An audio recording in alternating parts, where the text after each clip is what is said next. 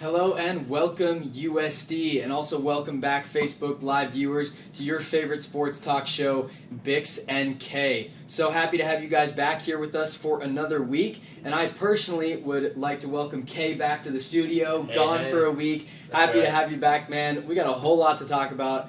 I'm super excited. Remember, we'll be with you from 2:30 to 3:50 today. You can either listen to us on uofsdmedia.com or through my Facebook live feed today. Unfortunately, Kay was having some technical difficulties, couldn't get the live feed up through his Facebook, so he will be sharing my feed. You guys only got one angle today, but hopefully you enjoy it. So, Kay, after being gone for a week, what do you want to start with?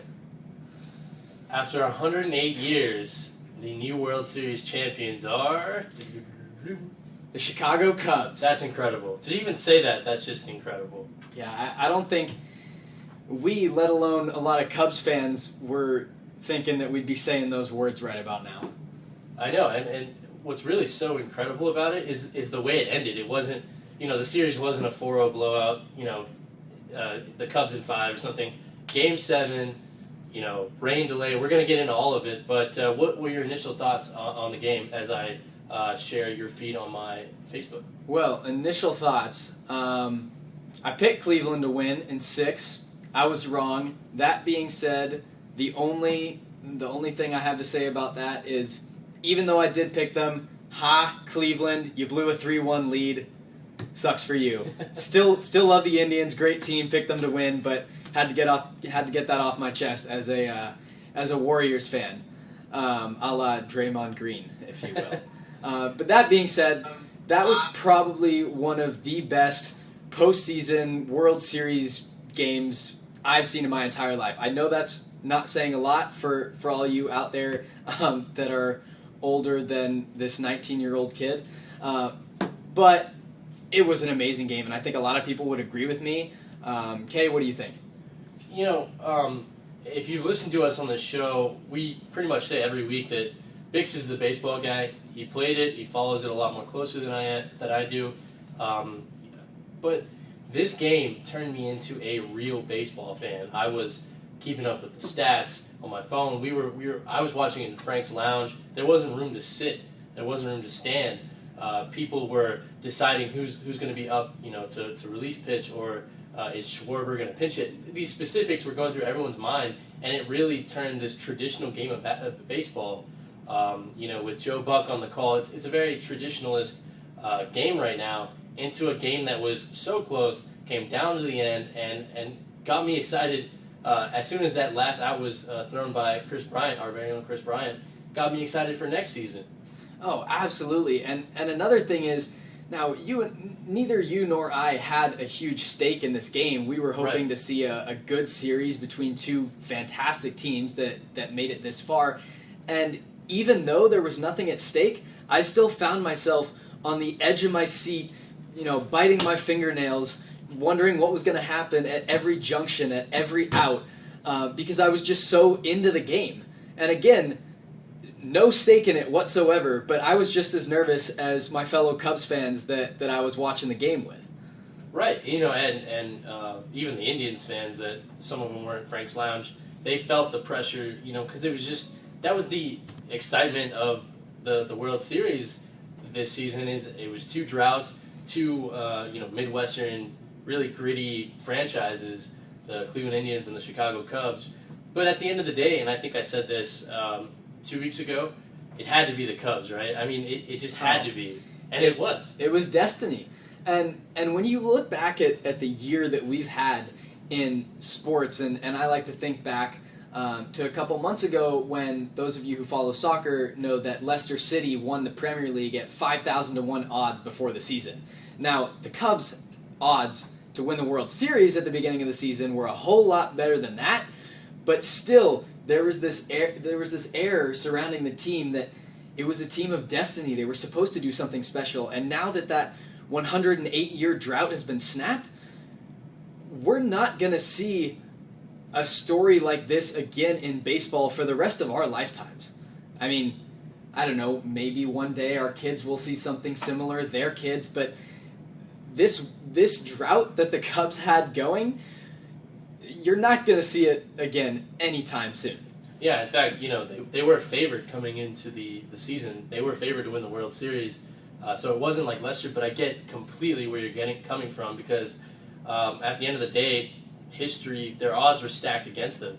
And it's special for me, and I'm sure it's special for you too, because we had two special guys at USD to come out of this. Chris Bryant, who of course threw that game-winning out, a special moment. Everyone saw the smile on his face before he even got the out clinched, and of course Theo Epstein, who went to the USD School of Law here.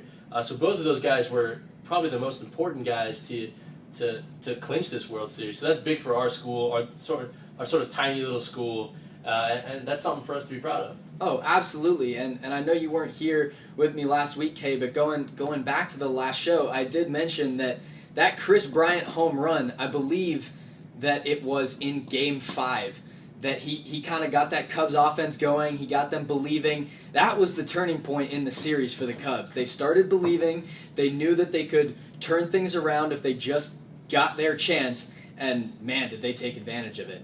And then on the other side, you were talking about another guy associated with USD, Theo Epstein.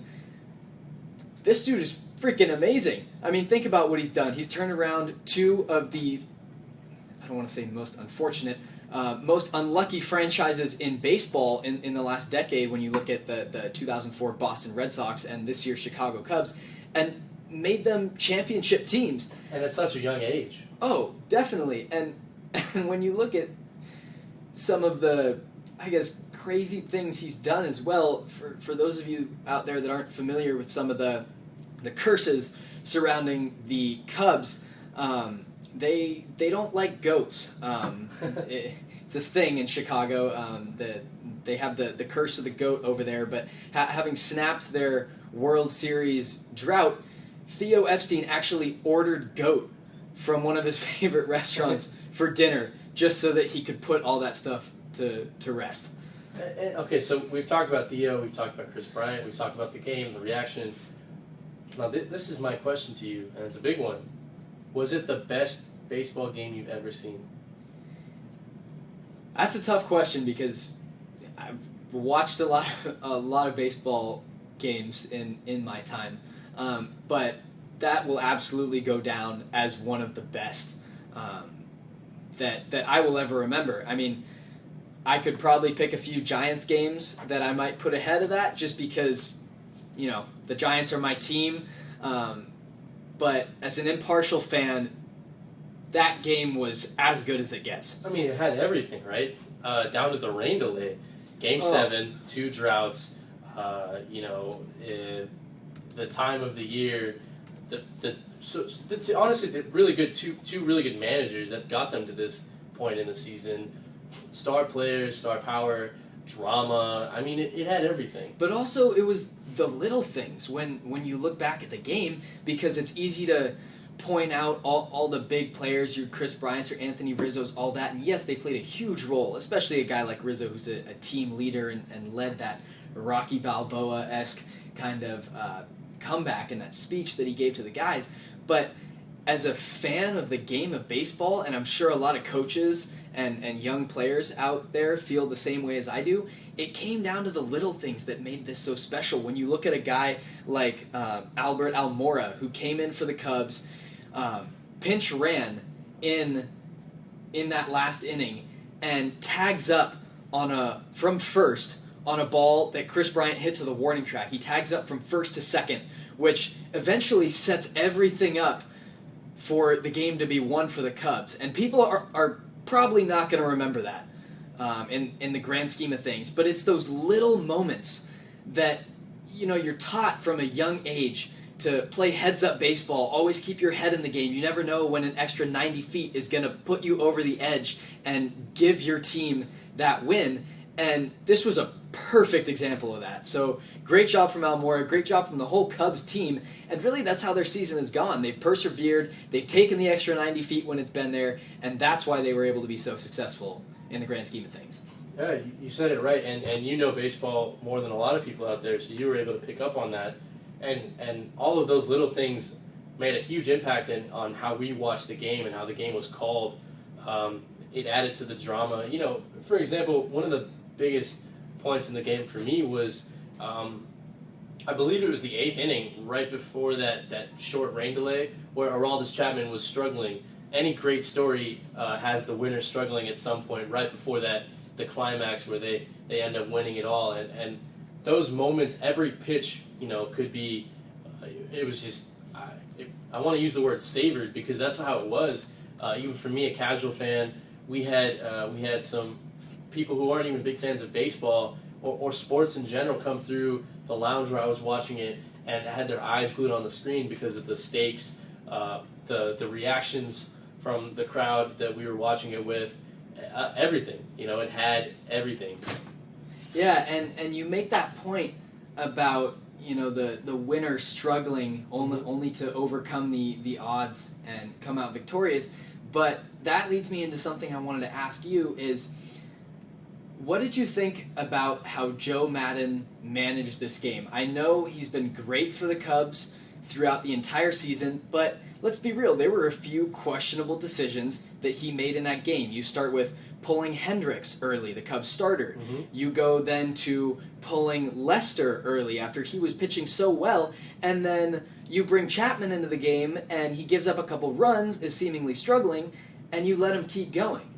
And I know the Cubs obviously still came out victorious, but this was a case where I think he may have overmanaged things. I don't know. What do you think, Kay? Well, here's my take on that, right? If the Cubs would have lost this game and eventually lost the series, Joe Madden would be, you know, he'd be answering these questions day in, day out for the next the entire offseason. You know, that would be unforgivable because that's how questionable it was. I mean, you kind of nailed that over there. But there's a reason they won. It's his zen, it's his confidence. He knows more, you know, as a baseball manager, he knows more than you and I do. And there might have been something that we know that, you know, he didn't. Maybe Lester was feeling nervous and he knew he was going to mess up the next inning, and it was right to bring in the next guy in. Who knows? But at the end of the day, they won the game. And I know that's hard to say as from an analysis standpoint because we'd be questioning the crap out of him right now if they didn't. But there's something. I think there's something that he knew that we didn't. Yeah, I mean, I guess you're right. He got him to this point, so right. You know, it's easy to be critical as fans and as people looking on, but we'll never know, or most of us will never know, what it's like to actually be in that moment in crunch time when you gotta make those important decisions. So, shout out to Joe Madden, shout out to the Cubs, and like we've been saying this whole time, it really seems like this was the only option for the Cubs. There were so many different storylines coming into the World Series, so many cool things that made this team so unique and poised to win.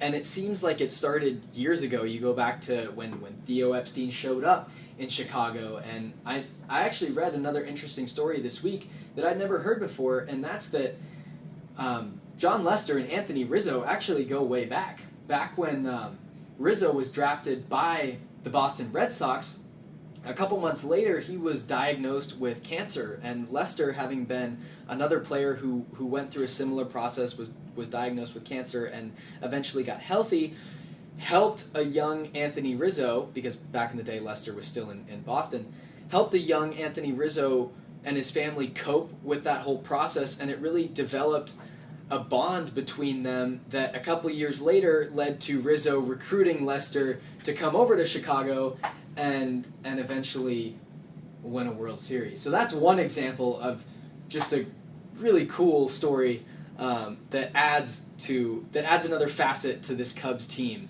But amazing World Series all around. Had a fantastic time watching it. Kay, I know you and I were going back and forth, just firing off stats at each other because that's how we work.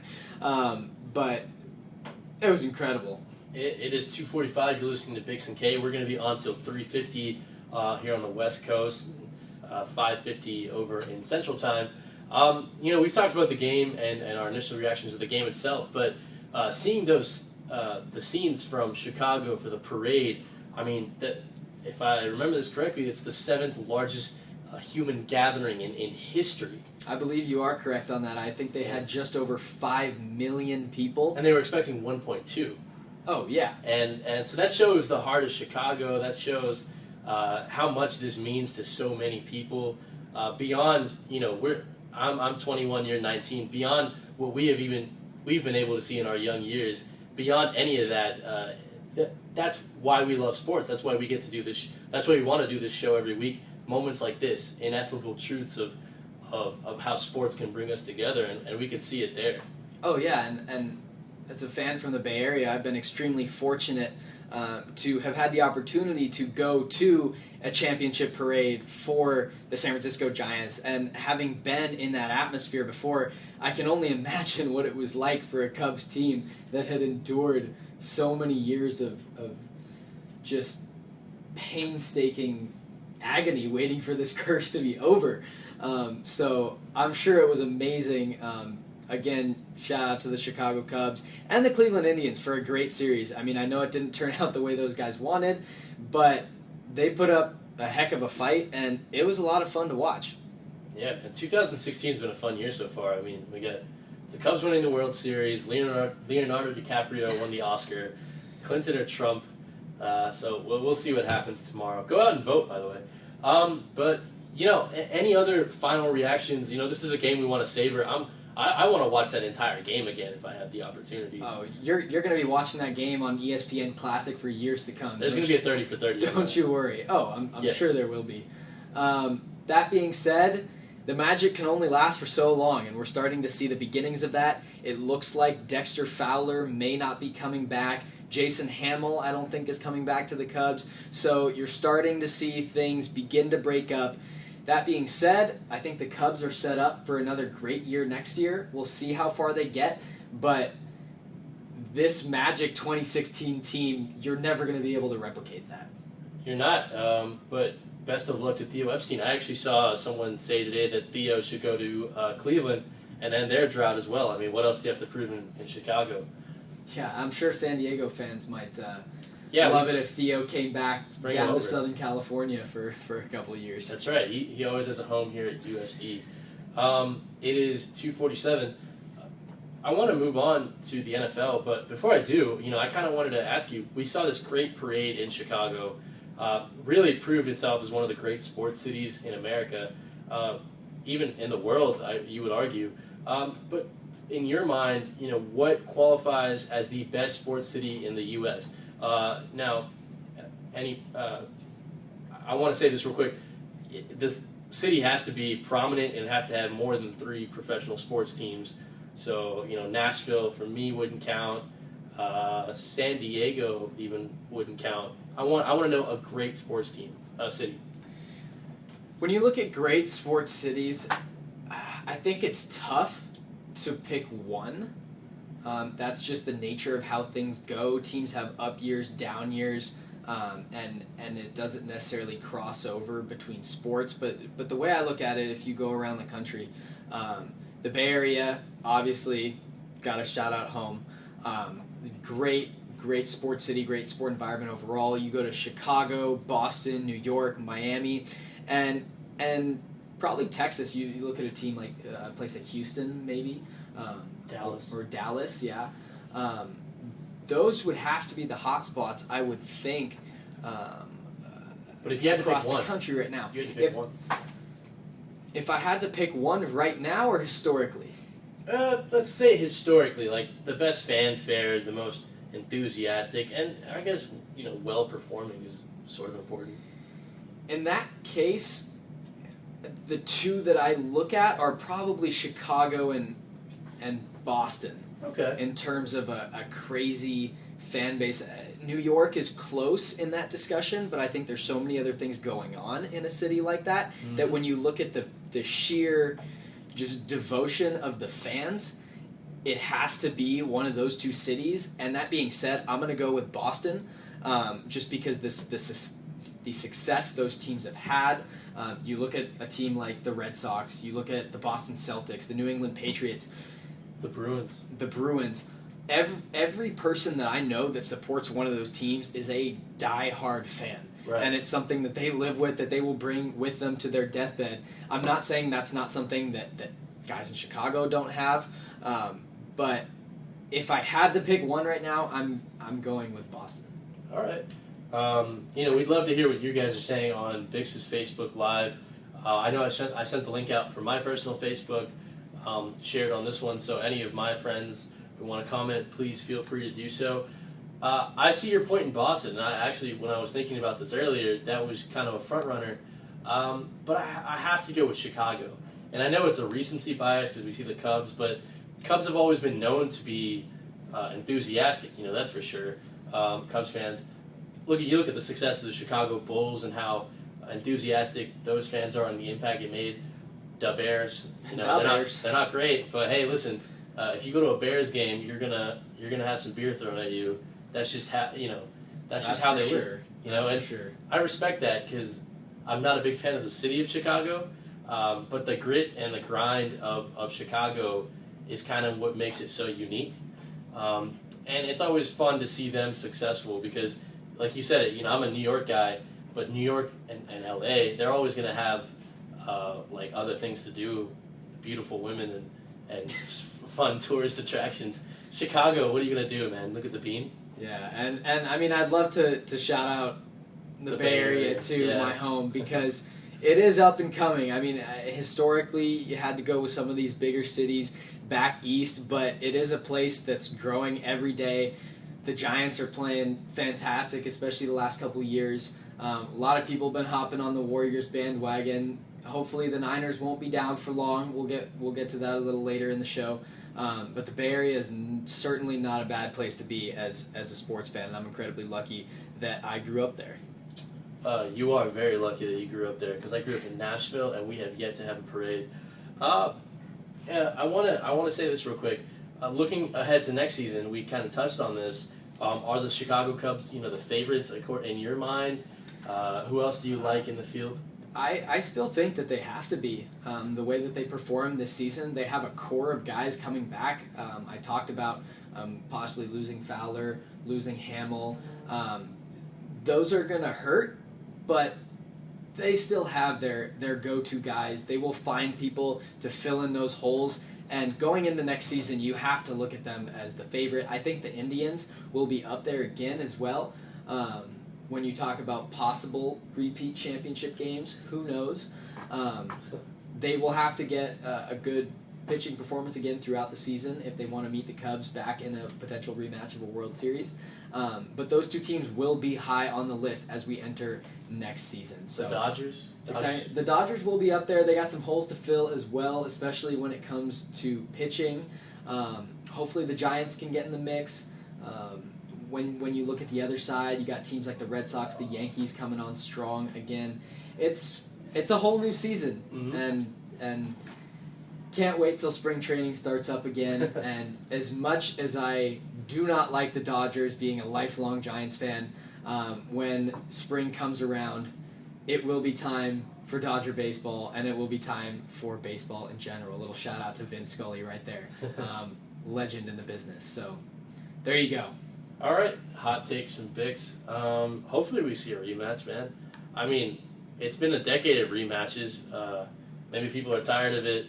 But I don't know, that Indians-Cubs series has left such a sweet taste in my mouth that I just I want more. And it's kind of weird that was the last game of the season, and I had like 200 of them to enjoy, and I didn't take advantage of it. So I want more. Yeah, you'll have plenty to go next season. So can't wait till it comes back up again. We will make sure to keep you guys updated on all the off-season moves in Major League Baseball, keep you up to date as always. Any questions, comments, concerns, hit us up on the Facebook Live feed. That being said, don't just leave it at baseball. If you got any questions, hit us up on Facebook Live. Jake Platts, I did see your question. We will get to breaking down the Monday Night Football game in just a minute here. And yeah, thanks for listening, guys. Again, questions, anything you got, we'll do our best to answer them. It is 2:55. You're listening to Bix and K, and we're going to move on with the NFL. Either the National Football League for some people or the No Fun League for a lot of people this season. Myself included. Yes. Right off the bat, we've been kind of talking about this every week. It's week 9 right now. The ratings continue to keep going down. a lot of people like yourself accredit to the lack of like celebrations, too many flags on the play, longer game times, and I'd have to agree with you there. But what's funny is, from my perspective, all of these games have been so close. There is a lot of parity. I mean, if you look at the division leaders right now, there's only like, the second place guys are only one game or tied. Anybody could go into the playoffs still. It's not like college football. So where do you stand on this? That's one thing I touched on a little bit last week. I know you got a chance to tune into the show. But to me, a lot of what's happening just solely within the game, when you take out all these distractions that are going on around football, is that the matchups just aren't as good as we've seen in the past. I mean, think about, obviously all the guys playing in the NFL are extremely talented, but there aren't very many quarterback matchups or compelling storylines necessarily that are telling me this is a game that I need to tune into this week. This is going to be a great game. I can tell off the bat.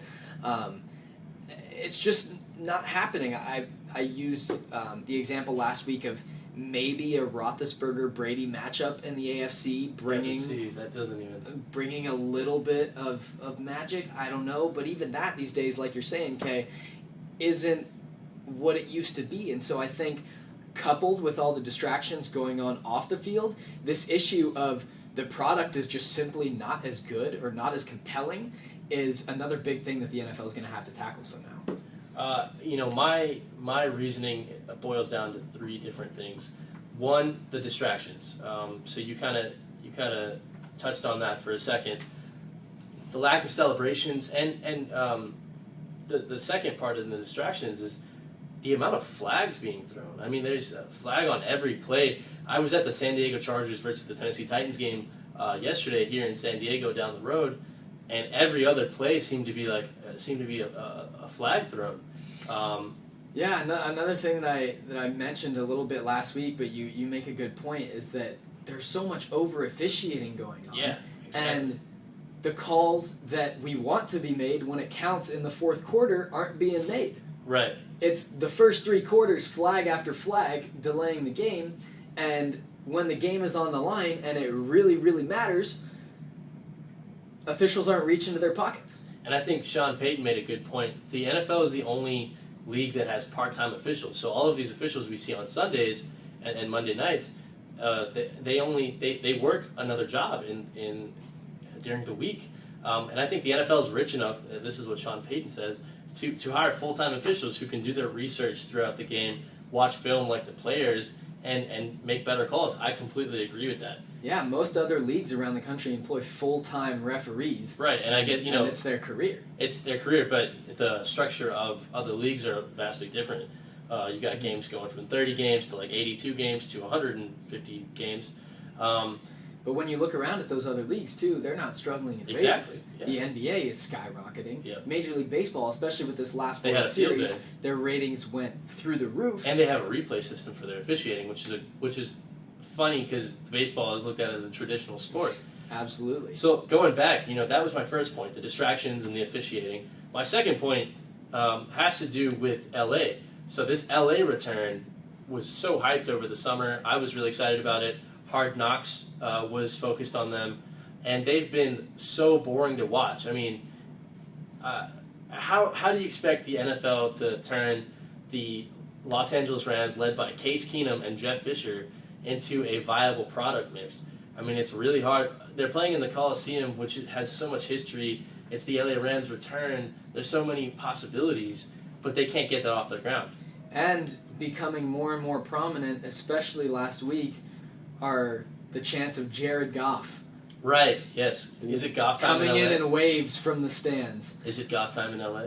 According to Mr. Jeff Fisher, not yet.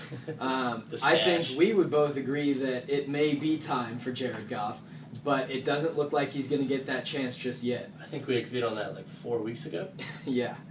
And my third point is this.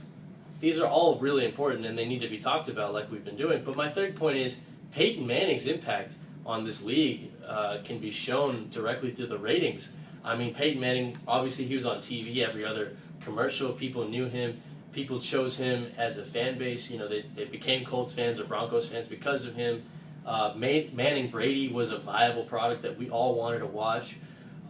He had a huge impact on this league. He was one of the faces of the league. And you can't replace that with a Roethlisberger or even a younger brother in Eli. I think he had a great impact. The face of the league for 20-some-odd years was Right. a guy like Peyton Manning, and now it's Colin Kaepernick who's protesting it. So, do what you will with that. But, that being said, we talked a little bit about the AFC.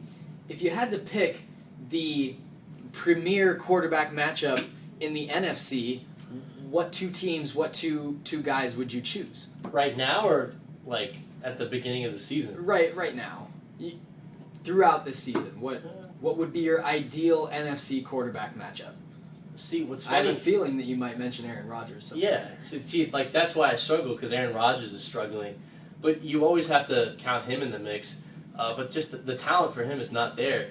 And, a lot of people might make an argument on Facebook or whoever's, coming in on Twitter for us, but they might make the argument of Matt Ryan. Matt Ryan does not do it for me. He's not a marketable guy, in my opinion.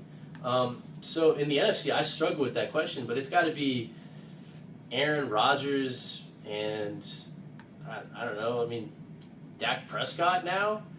They played earlier in the season, and Prescott got the better of that story.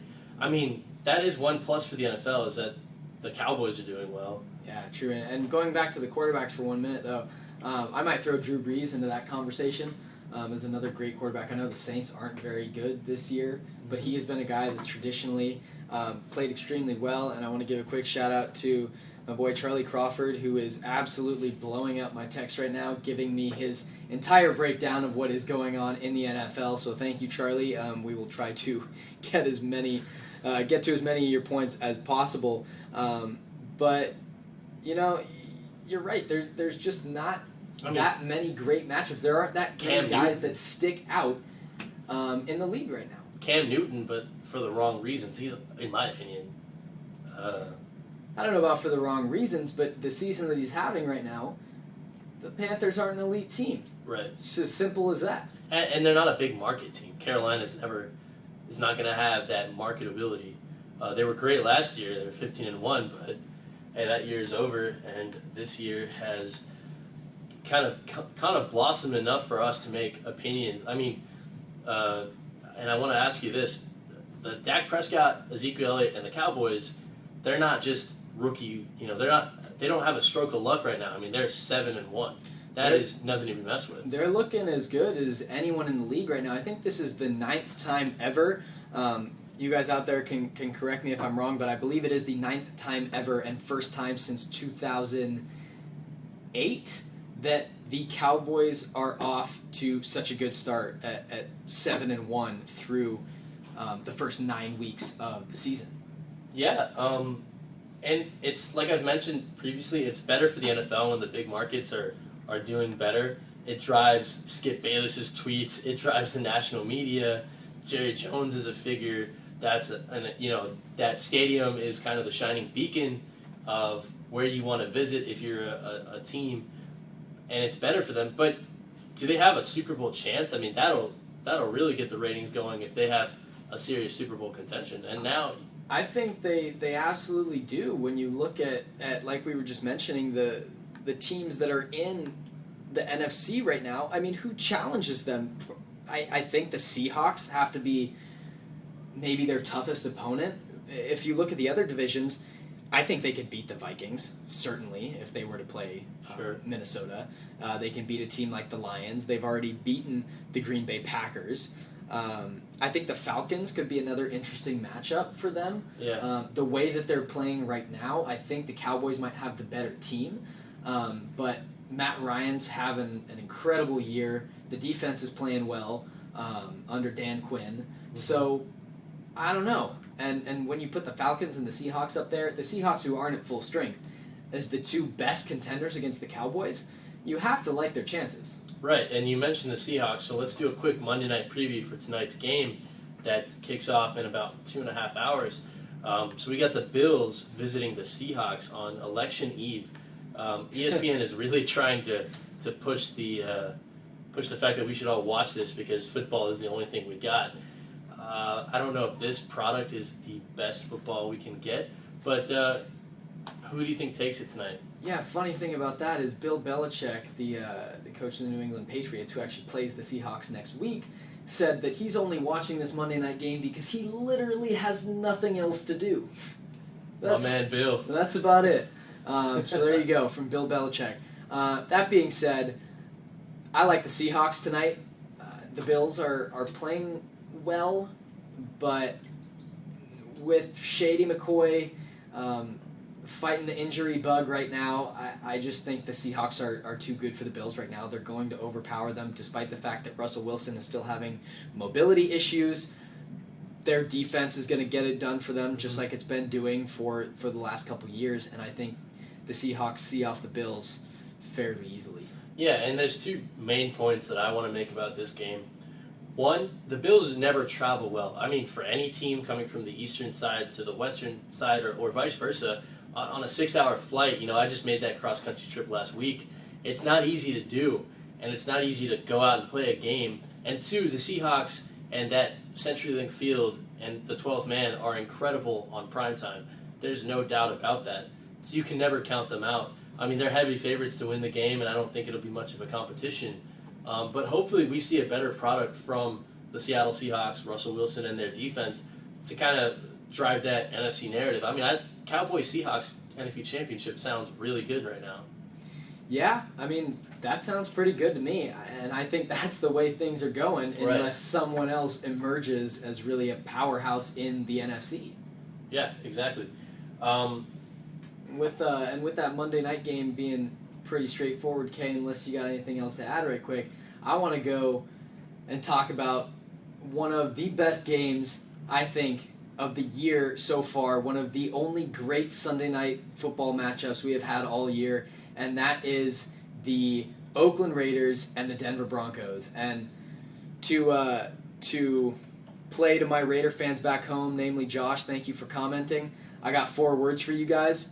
Raider Nation is back.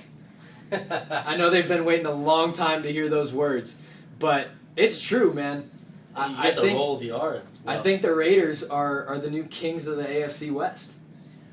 It's early, but it's early. I'm sticking with it. So, well, right now you got to make the argument that that's the best division in football right now, the most competitive certainly. But there's no doubt that they're the kings of that AFC West right now. They've proven it against Denver, but let me swing you back a couple to 3 weeks ago. They got handed a huge defeat at home from the Kansas City Chiefs. So how do you think that plays into your claim of kings in the West? Well, this division has traditionally gone back and forth. The Raiders have had a lot of problems, namely against the Chiefs, I would think, overall, compared to the Chargers and the Denver Broncos. And listen, it's still a work in progress. Mm-hmm. No team is going to be perfect. It's not like the Raiders are going to win every game for the rest of the season. It's going to be difficult. They're going to lose a couple here and there, but I think that they win the division. Young quarterback, Derek Carr's done great. He will still have some inconsistencies. They will need to tighten the ship a little bit, and games against teams like the Chiefs are ones that they can't be dropping if they have aspirations of a division title and going deeper into a possible playoff run. But really, they only got 2 losses on the season so far. They've beat some great teams. I think things are looking up, especially the way they're being coached by Jack Del Rio.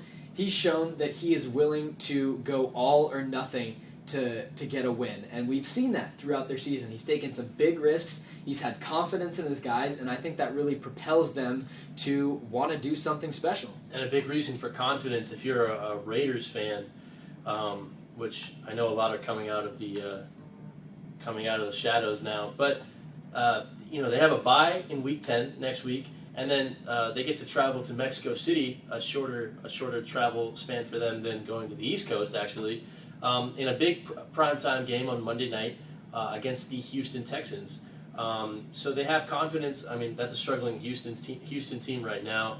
So they could even go 8-2 going into Week 12, and that those last 5 games, as long as even if they split those 3-2, they're going to be coasting pretty well. So they've done a good job of controlling the first half of the season, which was supposed to be incredibly difficult for them, and it has been, and they've overcome that.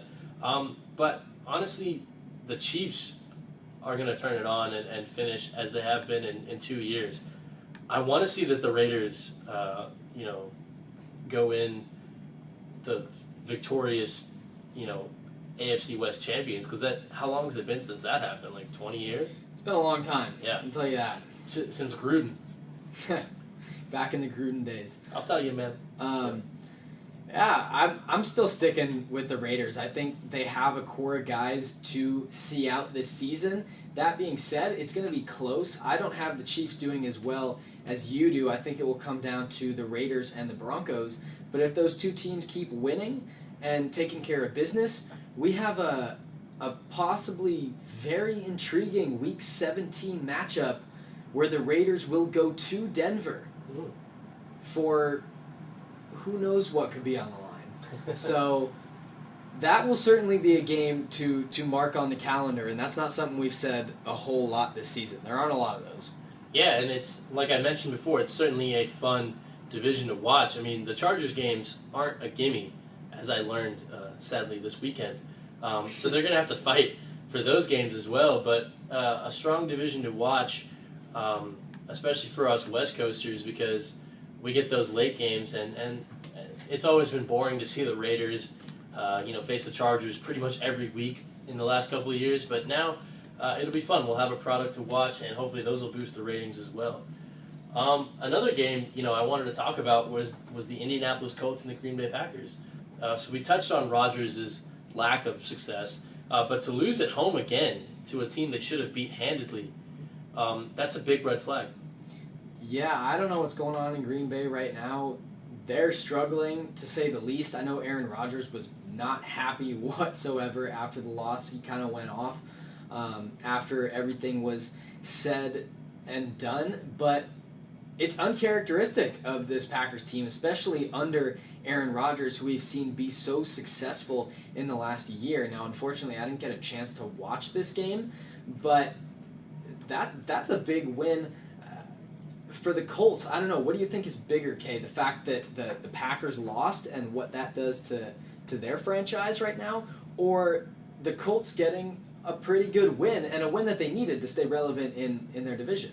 I'm a fan of the Titans in the AFC South, so I am biased, but I have to say it's bigger for the Green Bay Packers because they had that home field advantage. Now, correct me if I'm wrong, but the last 5 years, going into Lambeau was never a gimme. I mean, that is a hard place to play in. No, That's a hard place to travel. If anything, you were putting an L up on the schedule. Now, of course, no NFL team would go in thinking that they're going to lose, but that was not an easy place to play. It isn't, and my friend Ross over there, he's a big Colts fan, so I'm sure he was happy with that win and happier with that Titans loss. But it's bigger for the Packers because the Colts were kind of proven this year that they didn't have the talent to compete early on. The Colts, with that offensive line, with that pretty bleak secondary, it should have been an automatic W for Mike McCarthy and the Green Bay Packers. There's something going on with Aaron Rodgers that we can't prove until we see what happens in the playoffs, if he'd make it that far. But I have to say, going into Lambeau and getting that victory, it's good for the Colts, but it's worse for the Packers.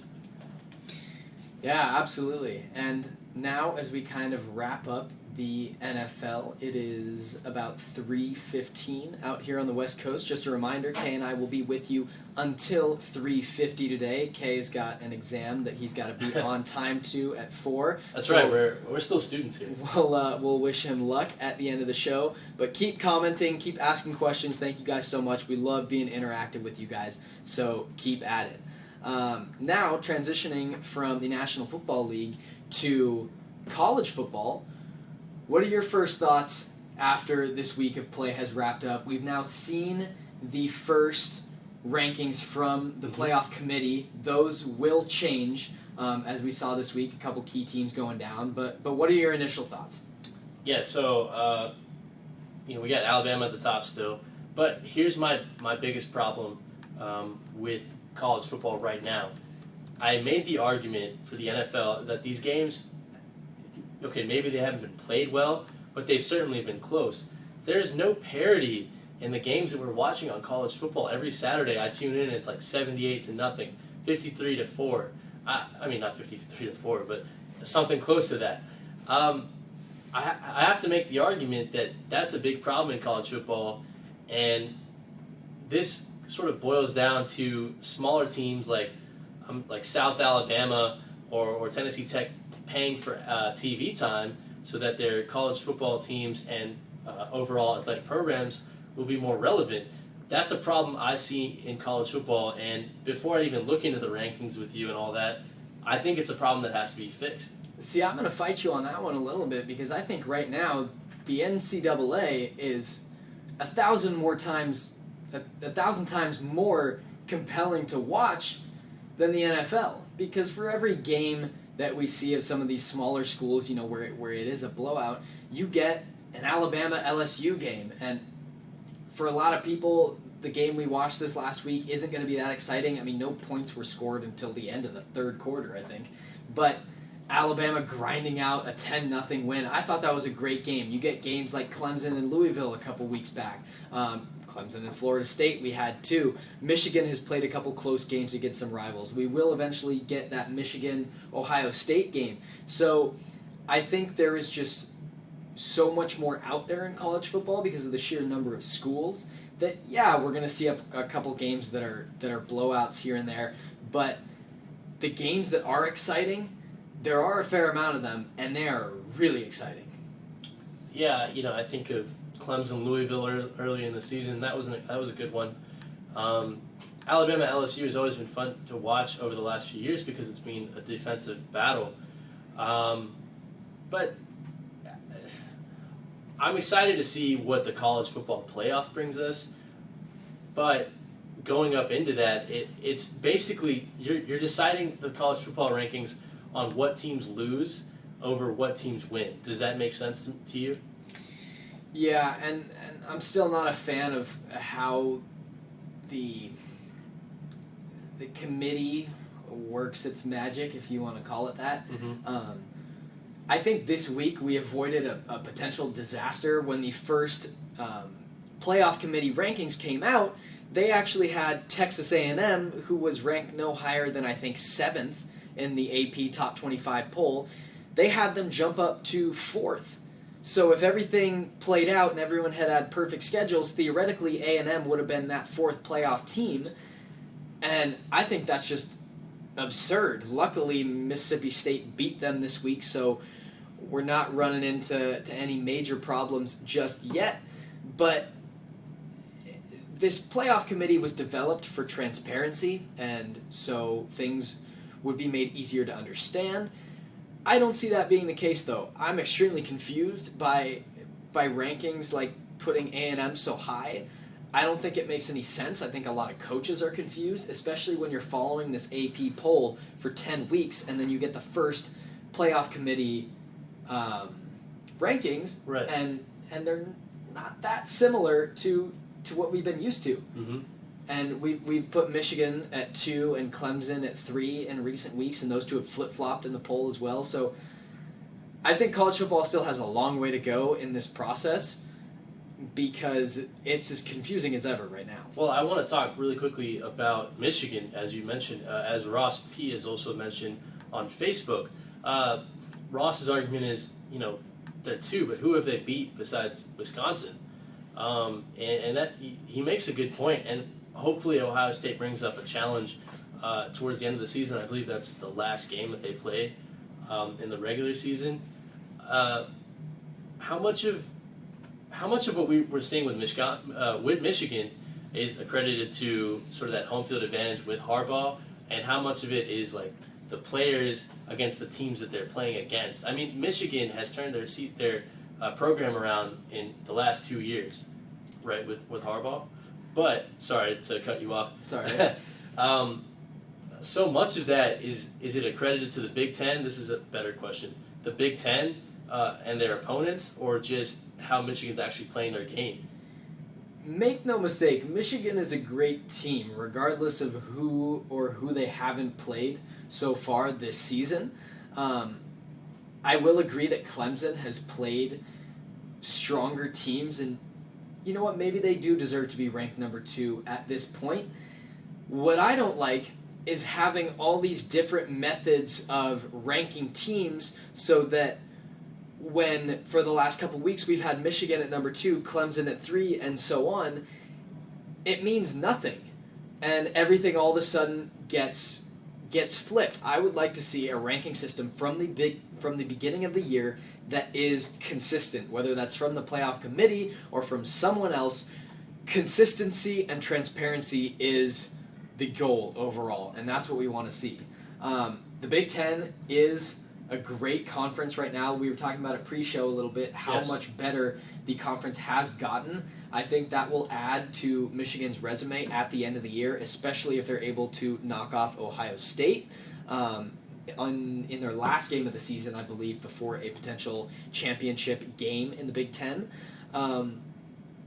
But it's all about consistency in the end. No matter how good the conferences are, who these teams are playing, I just want to see a ranking system implemented that starts at the beginning of the season and is consistent all the way until the bowls and the playoff are announced. Yeah, I see where you're coming from on that. And I think Michigan, in such a quick turnaround over the last 2 seasons, can only prove themselves big time to kind of quiet the critics if they win one game in the playoff. Now, I think, depending on however the system gets set up, if they're 2 or 3, if they can at least get to that college football final and lose to Alabama, because that's kind of what's going to happen, I think they would quiet some of the critics out there and prove themselves worthy. Because you got to think about it, they have an incredible recruiting class coming into next season, and they're not with Harbaugh over there and the money that they've gotten and the facilities that they have. They're not going to quit anytime soon. It'll be impressive to see them win it all this year, but if they don't this year, they're going to win it the next 2 or 3.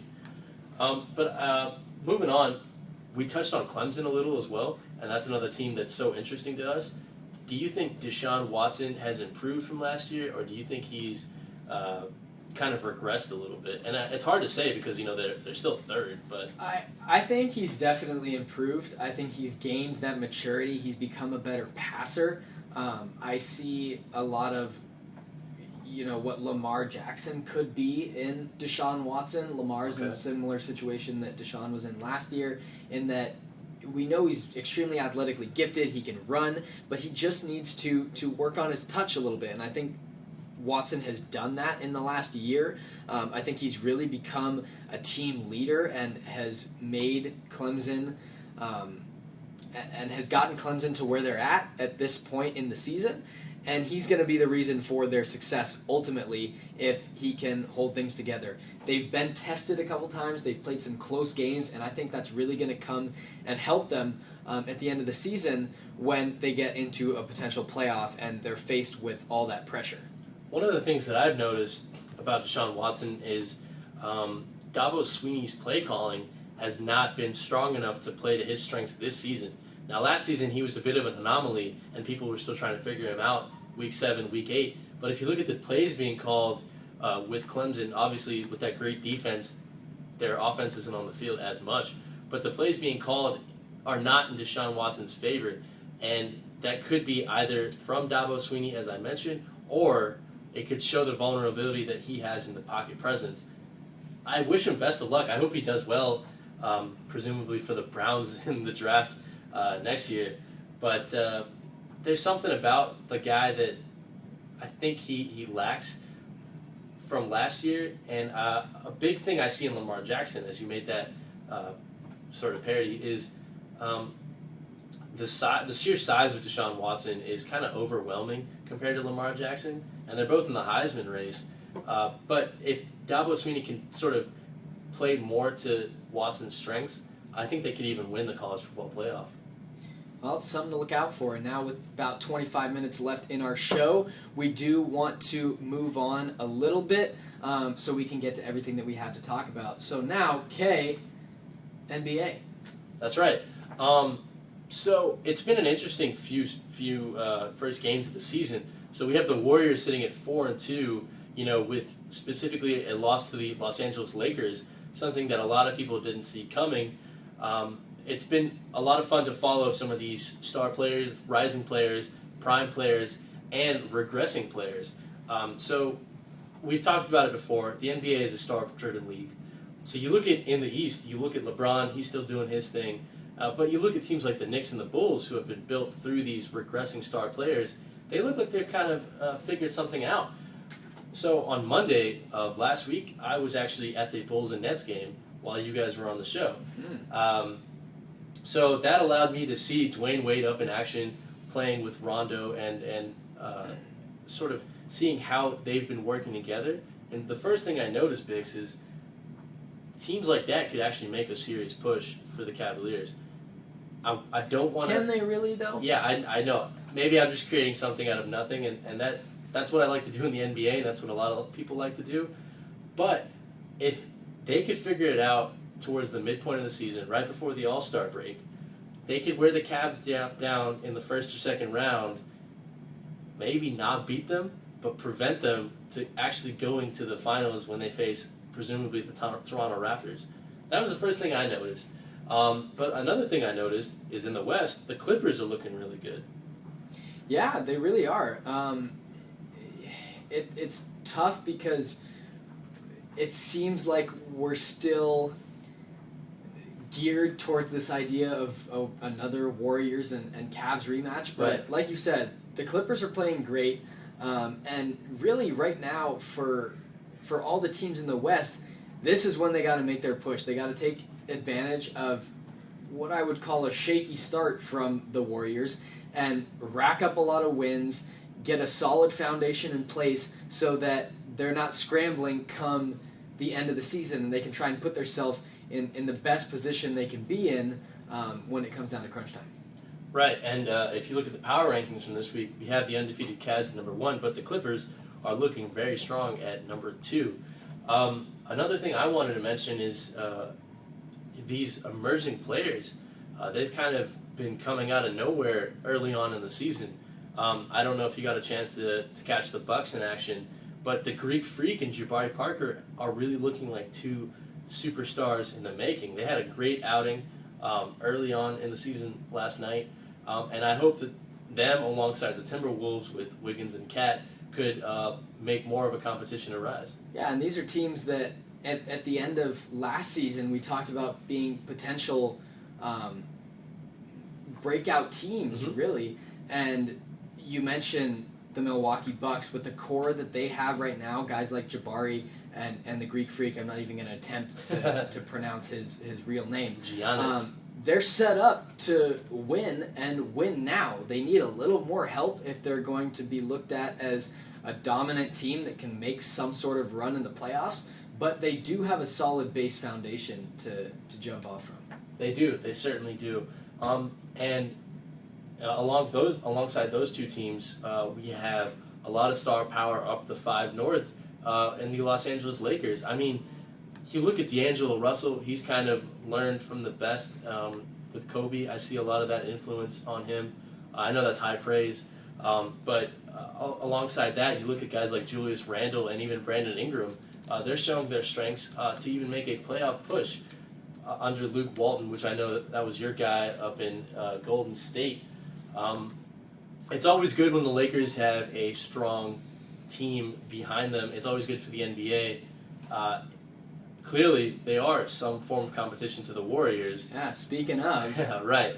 But the biggest thing I wanted to mention about the Lakers is that Luke Walton has really brought them together in a way that I didn't expect to see. You had mentioned it early on when they signed him, but I'm impressed by your boy. Yeah, and the Lakers certainly handed the Warriors a nice slice of humble pie the other night. The Warriors, I believe, only lost 2 games last season by 20-plus points, and they've already met that number this year so far, losing to the Spurs by a hefty margin and now the LA Lakers. So, although I don't see the Lakers necessarily being a playoff team or a contender just yet, they have the pieces in place. They have the young guys to, in the next couple years, be back to being a team or a force to be reckoned with, really. Right. And I'm a big fan of narratives when it comes to the NBA. I wanted to ask you, if you had one player to build your franchise around, who would it be? I think you would have to pick LeBron. Again, as a Bay Area fan, I'd love to pick Steph Curry, but as a basketball player, I think you have to go with LeBron when you think about him being able to be a player, a coach, and a GM at the same time, essentially, and certainly when his playing days are over, he will look for a spot in management. But he's someone that can tutor young guys. He can play now. He can be dominant now. And he can set you up for success in the future. So if you had to pick one guy, I got to go with LeBron. Okay. All right. Now let me flip the question as much as I don't want to. LeBron is 31 years old. So if the NBA was being redrafted right now, would you still pick LeBron at that age? Do you think he has the longevity to take your team for another 5 years? I think so, yeah. I mean, he's a heck of a specimen. He is. And he's going to be around for a long time.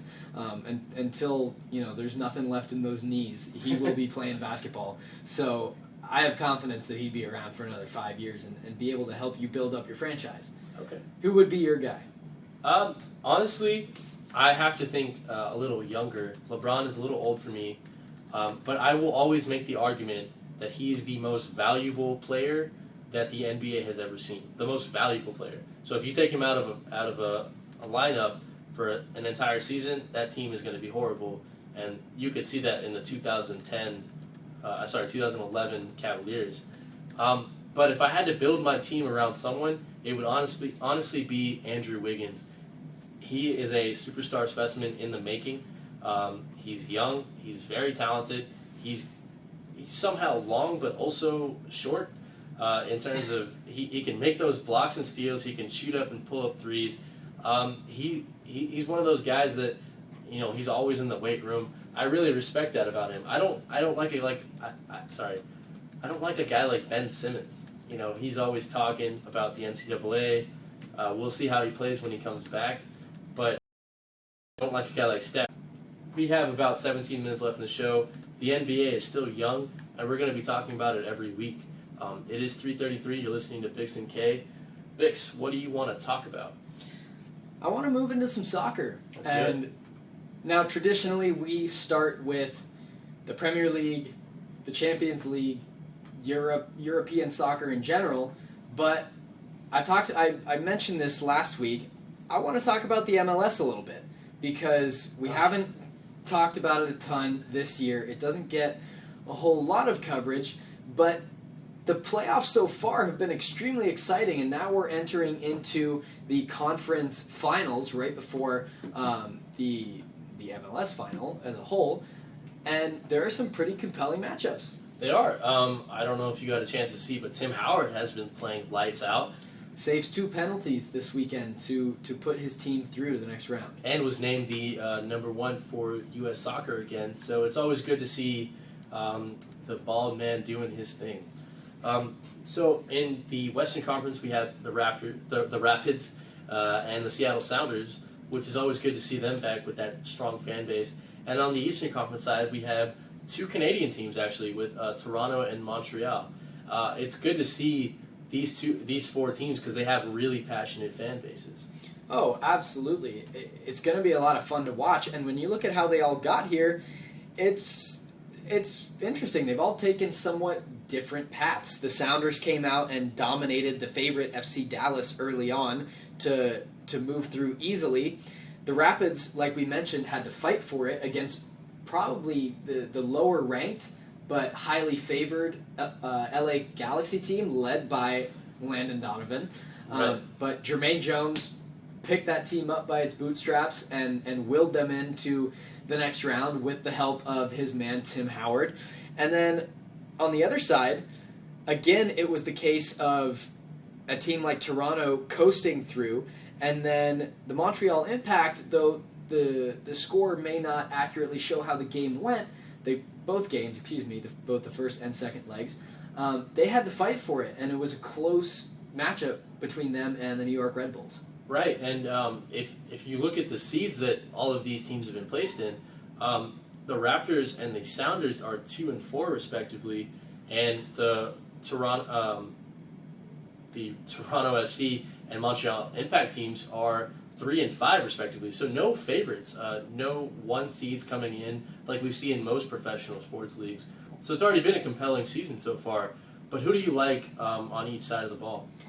Well, looking at it, on the west side of things, I gotta go with the Colorado Rapids. I know that the Sounders are the popular pick. They're playing very well right now, but after watching some of that game this weekend and seeing how well Jermaine Jones played, you have a guy like Tim Howard who's so experienced in net, and a couple of their other players, guys that you may not be as familiar with, but guys like Gashi, who had an incredible goal against the Galaxy. I like them. They're playing physical. They're playing tough. They're a team that's a little bit overlooked, and I'm giving them the edge to make it to the MLS Cup final. Okay. All right. And looking over at the East, I think although it looks to be a closer matchup, this is Toronto FC's year. I think this is their time to do it, and I think they meet Colorado in the MLS Cup final. They have so many good players right now, namely Sebastian Jovinko, who just seems to completely have transformed them since he came over at the beginning of last season. So that's my pick for the MLS Cup final. Who you got, Kay? No, I actually agree with you. Toronto has looked so good, and against a strong New York City team, to win like that in New York, that is hard to do. They look primed right now. They look like they want to win it all, in fact. So I have the Toronto FC beating the Seattle Sounders, like you had mentioned, in the MLS Cup. A problem I have with the MLS, Bix, is so we just had those incredible games this weekend. The Western Conference and Eastern Conference finals don't even start until November 22nd. I mean, it's November the 7th right now. We have to wait a whole 2 weeks. That's hard to keep fans around for. It is a little unfortunate, and for those of you not as well versed in the world of soccer, the reason that things are taking so long is because there is an international break right now, and so players will have to travel to meet their national teams, and for a lot of European guys, actually play a couple World Cup qualifiers. I think it might actually be the same for everyone else. Yeah, USA versus Mexico is this weekend. That is tough, and it is something to keep in mind while the playoffs are going on, because a team's momentum can be completely killed by this break, something that obviously not or any other league in the world doesn't have, but it can be quite difficult, and it's unfortunate that it comes at this time, but until the MLS would potentially get on a European schedule, there is no avoiding it, so they just have to bite the bullet and find a way to keep fans around. Yeah, that is an interesting take on it. I hope USA versus Mexico pays off for the players, because a lot of them are going to be playing guys like Michael Bradley, yes, and Tim Howard. So hopefully that keeps them in shape. And that game will be in Columbus, Ohio, I believe. Yes, on FS1 on November the 12th. So tune into that. It will definitely be a great game. Absolutely. And speaking of international break, actually, we mentioned Sebastian Jovinko a couple minutes ago. He's playing incredibly well in the MLS. He was named MVP last year. He's continued his scoring tirade. In the game this weekend, he had, I believe, the 4th hat trick ever in a MLS playoff game, and yet he is left off the Italy squad once again because, according to Italy's manager, Mr. Ventura, the MLS doesn't count. And we've talked a lot the last couple weeks and the last year really about the strides the MLS has made, and this is just a very harsh reminder that the MLS isn't there yet. It isn't, and I could make the argument that it's actually regressed in the last couple of years. I hope it continues to progress with the new expansion teams coming in, and they can finally be in full form. And I hope Giovinco, plays his best football regardless of what the Italian manager says and proves him wrong. But it is 3:40, and I'm sorry that we can't move on to talk about the international break much more. But I want to really quickly ask you one question before rapid fire, and that is, what is your quick reaction to Manchester United kind of coming back into form this weekend? It was a good game for Man U. They played a Swansea team that has been struggling quite a bit this year, so I don't know that I would read a whole lot into it. With that said, Paul Pogba had a well-needed, confidence-boosting game. He scored an amazing goal. Ibra got back to his normal way, scoring a brace. A much-needed win for them. It will give them confidence going into their game against Arsenal, actually, that Ibra will miss due to his accumulation of yellow cards. Unfortunate on that end, not less so if you're an Arsenal fan like myself. But, it was important for them, and they'll look to bring the confidence with them as they move forward. Okay, it's 3:42. So at the end of the week, as we always do, we're going to move into rapid fire. Bix, why don't you kick it off for us? All right, Kay, here we go. First thing I want to ask you is, this week, Bill Simmons' show, Any Given Wednesday, it was decided by mutual agreement that the show will end on HBO Go. Now, Bill Simmons is a guy that both you and I like. He's a great writer, but what does this mean for him? I never got a chance to tune into the show. I was excited, but it got pretty poor reviews. I'm a big fan of Bill Simmons, as you mentioned. He has done so poorly with that show. I'm kind of glad this was a kick in the butt for him, because that was one of the hardest shows to sit through. It was his BS podcast, but on TV, and that just doesn't work. I wish him the best, because he still has the Ringer and all of that success, and he's got the opportunity to keep growing with HBO. And I really hope he does. Now, moving back into the NBA, I wanted to talk really quickly about LeBron and J.R. Smith stumping for Hillary Clinton just one day before the election. What is your quick opinion on NBA and politics? Do you think it should be left out, or was this fair and within the boundaries? I think sports and politics are an interesting mesh that we're getting used to. Certainly in the last couple years, both sides of the argument can be made. A lot of people say that politics don't belong in sports, that we should leave them completely out of things. And on the other side, you have people saying that athletes should use their platform and use their voice and use their influence to help people out. I personally think politics has its place in sports if you do it in the right way. That being said, you got to make sure you're doing it right. Otherwise, you got a big old distraction on your hands, a la Colin Kaepernick. Well, let's leave it at that. Let's leave that open for discussion. All right, let's see what we got. My question for you, Kay, is in a hypothetical all-star game between the Premier League and the rest of the world, who do you take? I've got to take the rest of the world there. A lot more talent has been coming into the Premier League, which is the best league, but when you look at the combined forces of Madrid, Barcelona, and Bayern Munich, it's a little hard to go against that. But what a hell of a matchup that would be, wouldn't it? It would indeed. Okay, looking up into Week 10, one of the more exciting team matches that I have for you is Dallas and Pittsburgh. They are playing at Pittsburgh. Do you think that ends the streak? Cowboys. Okay. That was the most rapid of rapid fires. That's all you got to say. I think they keep rolling. Big Ben and the Steelers are struggling a little bit right now, coming off a tough loss to the Baltimore Ravens, and I just think the Dak and Zeke train keeps rolling. The Dak and Zeke train. All right, cool. Now, my next question for you, Kay, has to do with tennis. Now, we don't talk a lot about tennis on the show normally, but what's your opinion on the state of the game? Most of the elite players are over the age of 30 or 28. They're on the older side of things, quote unquote, when you talk about sports. And the younger generation is highlighted by guys like Nick Kyrgios, who, particularly in his case, I don't want to say this for other talented young individuals, but he just seems like he doesn't care.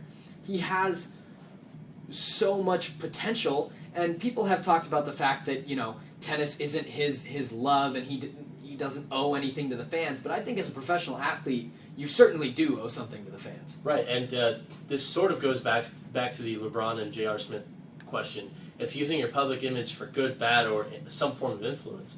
Now, this guy, he's got followers, and he's got kids that look up to him and respect his style of play. He's got to use that to an advantage for the betterment of society. I think that's the one basic fundamental rule you have to look at with athletes or movie stars and the like. They don't have to be fake or anything, but if you have the opportunity to make that much money and be followed by so many, you have to do the bare minimum of being a good person. You can't show up and just not try. Right, exactly. Just because you're going to get paid regardless. Especially when you could be one of the great young players of your generation, as I mentioned, with a lot of guys getting older. And we actually have a new number 1, I believe now, Andy Murray. The Englishman, taking over the Joker's spot. Right. And my question goes back to our first topic, the Game 7 of the World Series. Judging by the way that game played out, do you still agree that the All-Star Game should decide home field advantage? Because if you remember that home run that tied the game by the Cleveland Indians would not have counted as a home run in Wrigley Field. Yeah, I still do believe in the All-Star Game. I like it as a deciding factor. It gives meaning to a game that otherwise would have no meaning. I know players still want to be careful during the All-Star Game. The argument can obviously be made that it's still not as competitive as people would like it to be, but I think it's a pretty cool thing that Major League Baseball does. It's fair. Both sides get an equal opportunity. You have the best players in the league out there. And I like it overall as a potential World Series home field advantage decider. Okay, great. Now, your question. My question for you, Kay, That's right. is your early favorite for college basketball this year? Kentucky. Kentucky? I think they have they have a competitor of the 2012 Dream Team for Kentucky with Anthony Davis. I've been watching them early on because they're my team. Watched them in Big Blue Madness and some of the early games. They had a lead of 100 points yesterday against this small team, but regardless, they're out to win it. They're going to be ferocious, and I'm excited to see them play. All right, sounds good. What you got for me now? I got one last question for you. What is the best experience looking in pro sports? Would you rather go to a football game, baseball game, basketball game, or hockey game? Wow, that's a tough question. Yeah. Now, I think it obviously depends on the situation because playoff games are different than regular season games. But if I had the opportunity to go to a Game 7 of the World Series, I think I would choose that over anything else. Just the electric atmosphere, especially in a game like we just saw. It's absolutely incredible, once-in-a-lifetime opportunity. If I had the chance to choose between championship games, I would take a Game 7 of the World Series any day of the week. And now, for my last question, now, Kay, we both like to predict things here on the show.